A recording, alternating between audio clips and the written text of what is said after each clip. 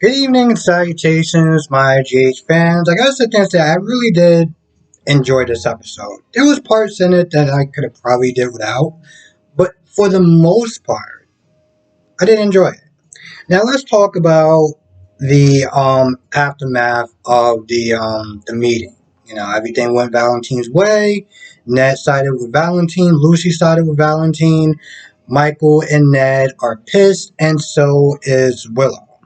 Um, Now afterwards, everyone's just kind of steaming a little bit. Well, Valentine is sitting there taking pictures with Drew and Lucy and everything like that, and you got both of those who are just fuming. Michael tells Willow, listen, there's really nothing you can do. Just go to the pool, have a good time, and we'll catch up later on. So after pretty much everyone left, you just had Ned and Michael and Drew. I'm Here's the thing. Michael and Drew made a lot of good, valid points.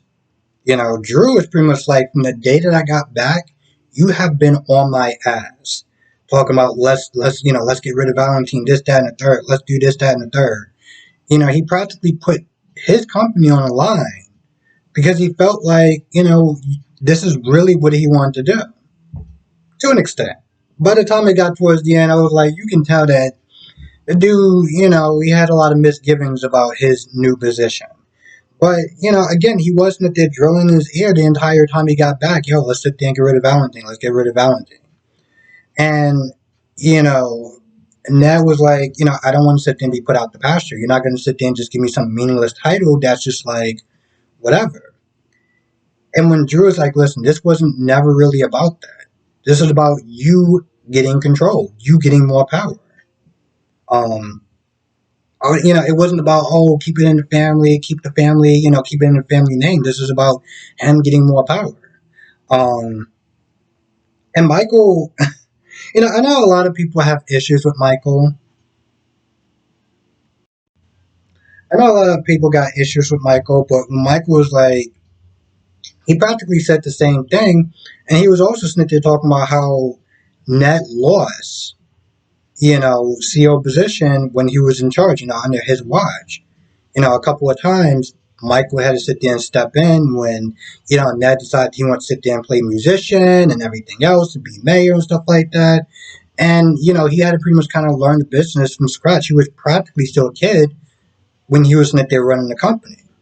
So they both made a lot of good valid points. In the beginning, I was like, bro, y'all could just sit there and be mad and pound sand. But they both did have very valid concerns.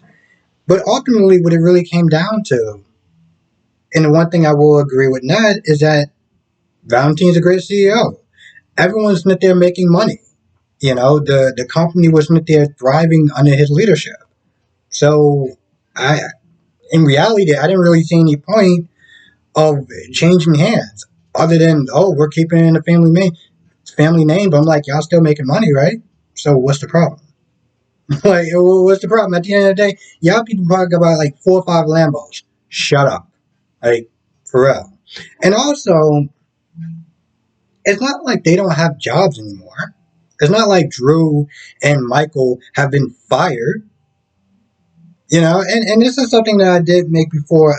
I'm pretty sure I said this on Friday or whatever. This company merging, which Valentine was like, yeah, that's not happening. They merge companies. There's going to be some people at the bottom that's going to have to go. Okay? At the end of the day, y'all still get to keep y'all jobs. So, now Carly was all like, no, I'm sitting there backing Michael and Drew, and any minute now, Valentine's gonna be losing, I'm gonna be sitting there making bank, this, that, and the third, and yada yada yada. And the whole time I'm looking at this like, man, I can't wait towards the end when that delusional bubble pops. Oof, it's gonna be something else. Now, again, I know there's a lot of people that love Carly, there's a lot of people that can't stand her. Okay? I like Carly. But throughout that whole time, just her being super smug, like, oh, Valentine, you going down, this, that, and the third. And I'm just like, I can't wait for this to happen. This is gonna happen any minute now. I mean, granted, it did towards the end. After they went through, well, pretty much catching people up on Michael drama, Scotty being all meanie and everything like that, and Sonny being not himself. Which is something that's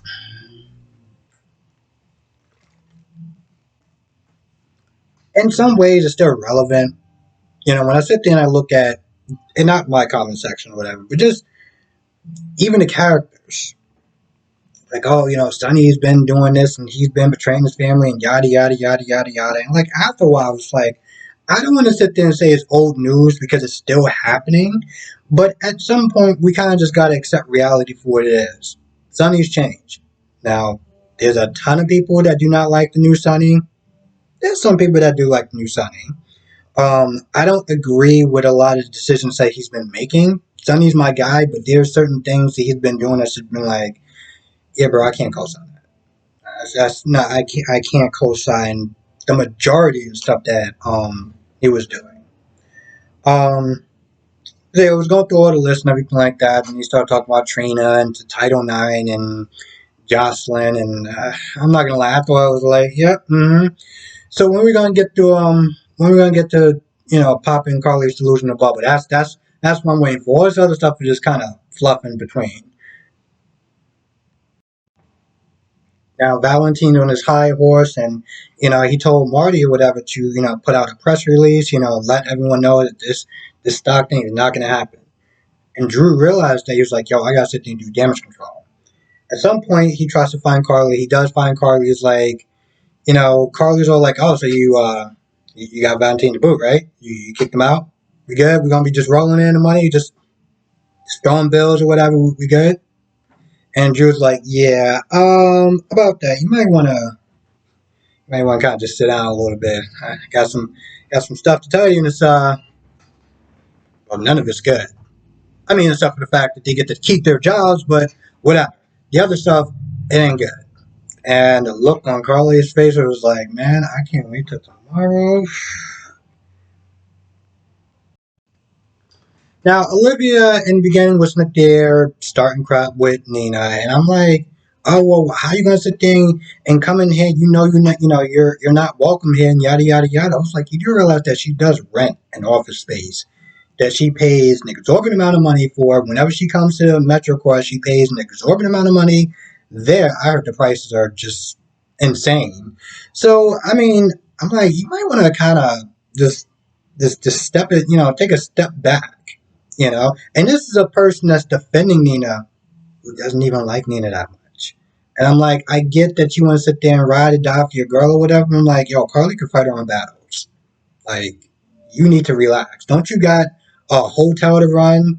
Probably nearly a whole hotel to run at some point, because Carly decided to be all foolish with the money because I'm gonna be honest, that literally made no sense, but whatever. So after Sasha gets there and Sasha's like, yo, listen, I invited her here. Let's get our drinks and let's go sit down and discuss shop. Um, Olivia said her little piece or whatever. At some point, Willow comes there, and Willow well, looks like crap. Guys, she really looks like crap. And the thing is, when I was sitting there looking at her face and her eyeshadow and everything like that, at first I was like, okay, maybe this is, matching her outfit or whatever, purple and purple, whatever. But after a while, I kind of looked at it, I was like, you kind of look like you're on death's door. I mean, you really look terrible. And when she got up there, she was starting with Nina, and Nina was like, "Yeah, that's cool and everything, but yeah, you can we get this girl some drinks? Like, can we get her some water, some tea, some something?" Um, and Willow's going off on Nina. You're a bad person. You're a bad grandmother. You're a terrible person. Just listing all the different reasons of why Nina deserves the dirt degree, even though that she can't see her grandson. She's pretty much the Newtown pariah, and the usual crap. Both of her and Sasha are worried about her, and at some point, um, Sonny gets there, and Willow tells Olivia that things didn't go well for Michael. So Olivia gets down there, and she sees that both Ned and Michael are practically trying to tear Ned a new one. Brooklyn also gets down there, and Brooklyn is so pissed and disappointed that she did all that work to try to get the company back in the family name, just for Ned to be like, "Oh yeah, we gonna keep it in Valentine. Yeah, nah, he's doing a great job. Yeah, yeah, nah, it's just I understand you're doing all that stuff, faking the pregnancy, and yeah, I get that, but we gonna keep it in Valentine's name." So she's pissed off. Um, Olivia tries to defend him, but at some point, Olivia's like, "Yo, you guys sit there and tell me what's going on." Now, I'm gonna be completely honest. There's been times where Olivia's character has just vexed the living hell out of me. Okay? When that whole shadiness that was going down with him being the mayor and him trusting that dude that was a pedo. Let's just be clear about that. Um, and he trusted that guy because he wasn't there doing the financial backing. Olivia went along with it. You know, when I was about to sit there and say when Nancy lost, when Alexis lost because some dirt came about her. Olivia was like, yeah, well, she kept backing Julian and representing Julian, so she got what she deserved. Meanwhile, the same this in that same energy, Alexis defended Olivia when she was there breastfeeding. So I'm like, now you're gonna sit there and act like, oh yeah, she got what she deserved, and after everything went down, after everybody, a lot of people felt like the dude that Ned was working with, that was a sponsor or whatever, was shady and caused a lot of damage and hurt a lot of people. Olivia was like, oh well, they backed him up and everything like that, so you can't sit there and put all the blame on yourself. And I'm like, didn't you in the beginning of this race said that you were going to sit there and keep him honest? You were going to sit there and make sure that you were going to be like, oh well, I'm not going to be another mouthpiece. I'm going to sit there and if I feel like there's something wrong, there's some shady, I'm going to sit there and tell you about it. And the whole time that thing was going on, I'm just like, really, really, you're not gonna. So the fact that when she finds out that Ned more or less kind of didn't back his family and back Valentine, I'm going to sit there and see what her energy is going to be like.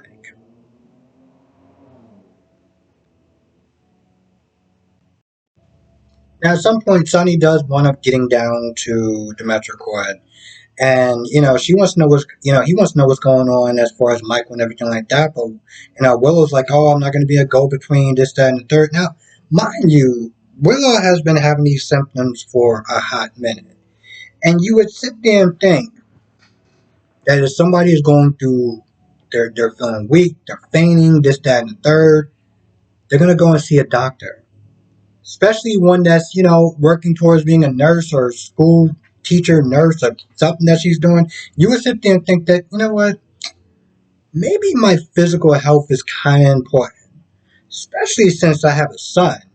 Now I'm just gonna run myself ragged for God knows how long at this point, and ignore all the signs that I should probably see a doctor.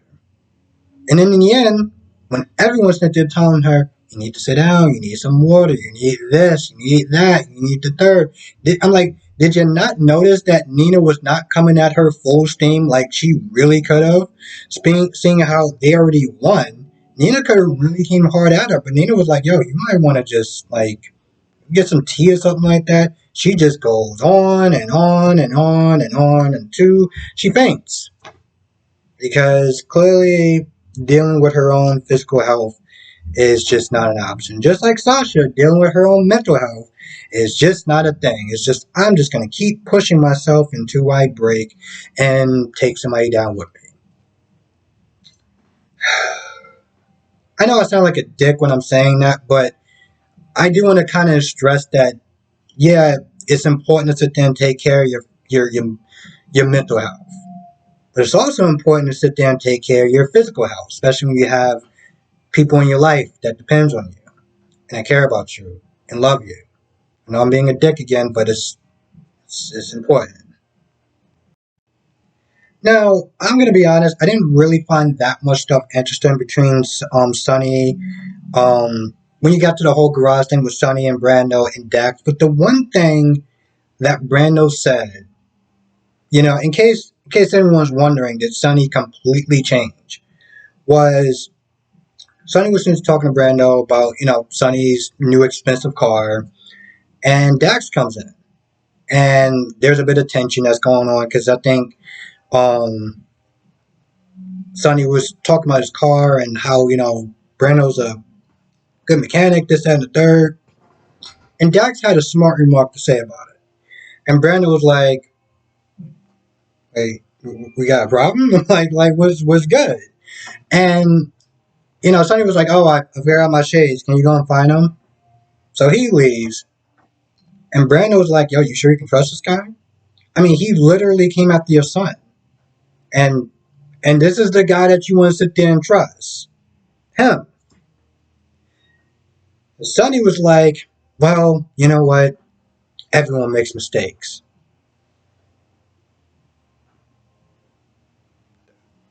I want everyone to just take that in for a minute. Everyone makes mistakes. Now they say that a parent should not try to favor one child over the other. In some way, I think it's kind of BS, but in the spirit of just being a good parent, you're not supposed to do that. At this point, we already know that Michael is Sonny's favorite. Point blank, period.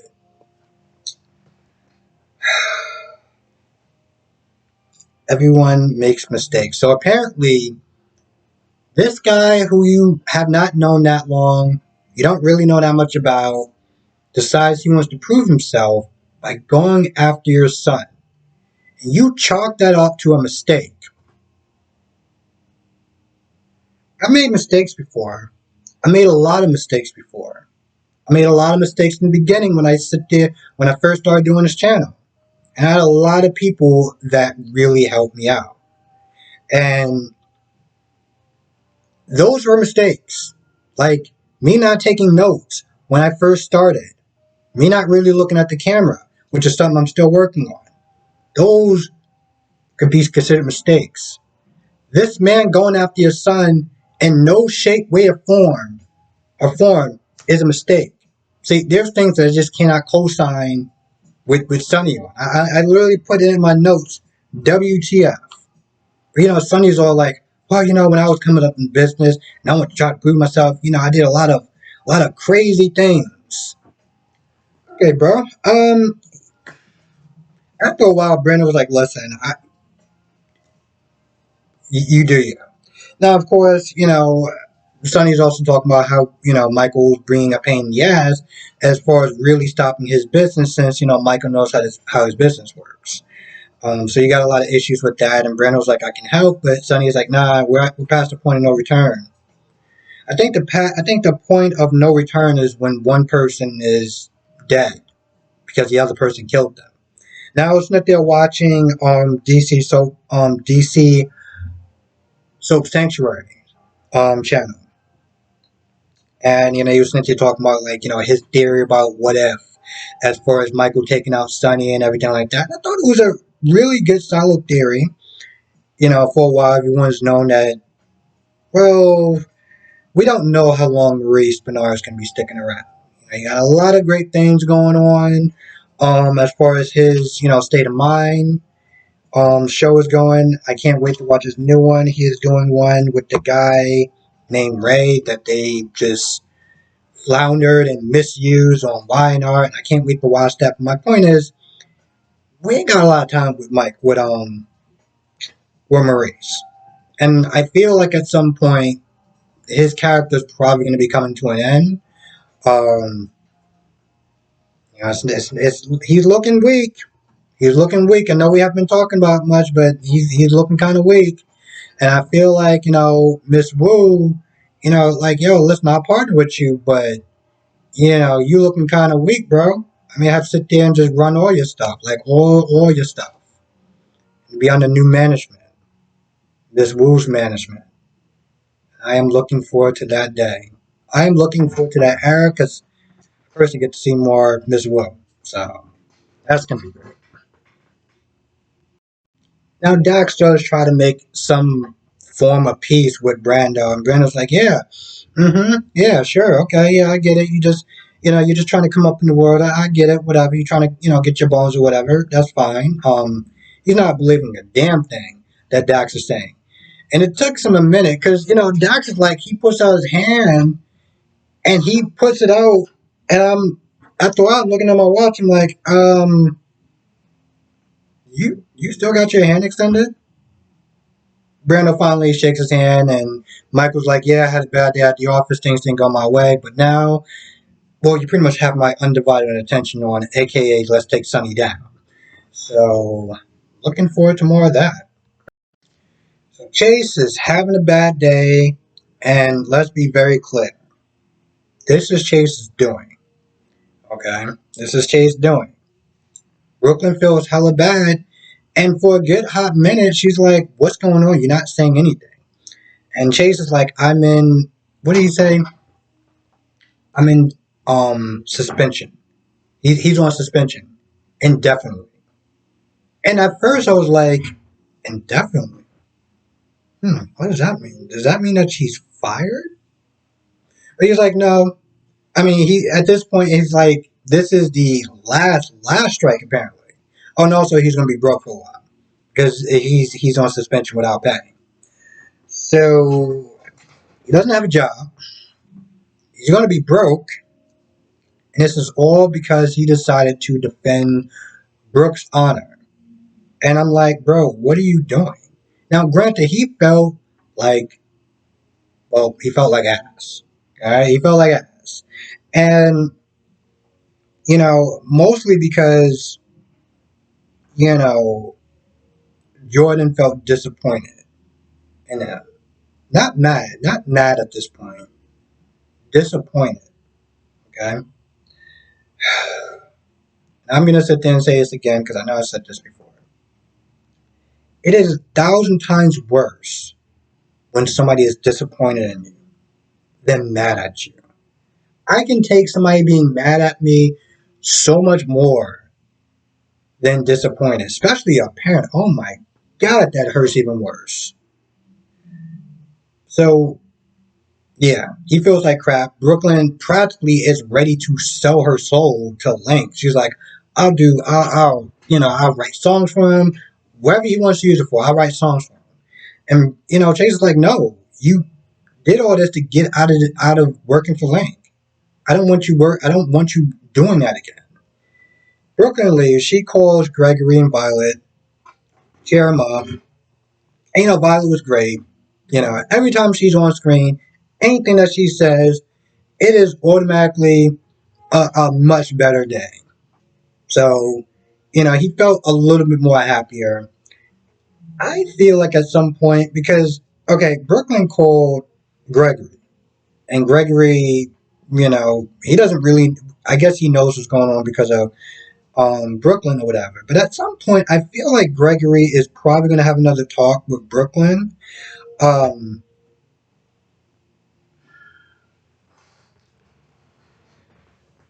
the sad thing is that, hmm,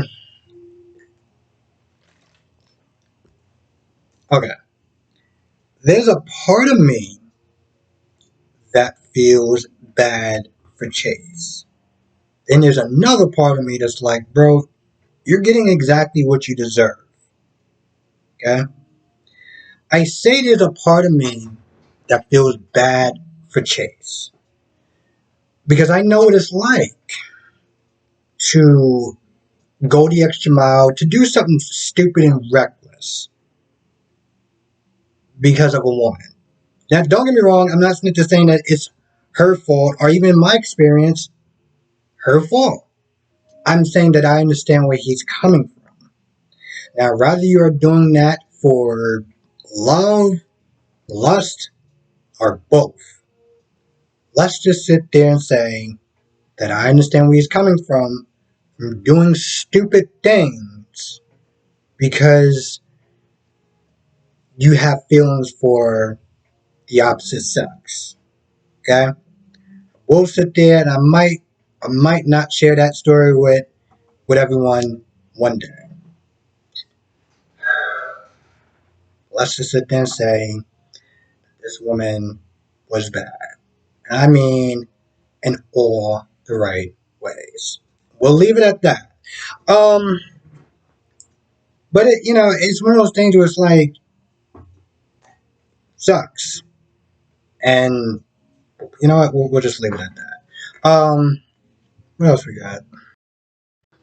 I didn't say Bobby was there. Oh yeah, she was also she was there, and yeah, I forgot. Bobby was also there during that whole Carly being at the height of like just acting like the money's just gonna be raining in, just be coming in. And granted, her broker was sitting there calling. She was like, "No, I get back to it. I just want to sit there and just you know."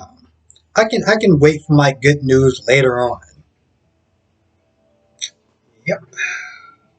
Now I saw the previews. There's one point where Carly seems like she's hugging Sonny. I can't wait to sit there and see what that's about. Oh, I can't wait. It's gonna be good, and it might be hilarious depending on what it is. And yes, I'm being a dick, but there was something about the smugness in Carly the entire time that I was like, "Hey, Jerry, when you'll give her that bad news? When's that gonna happen?" I feel like that's about it for the most part. Yeah, I really do. So with that being said, I'm gonna go. I want to thank you for watching. Be safe. Let me know what your thoughts are in the comment section below, and I'll see you in the next video.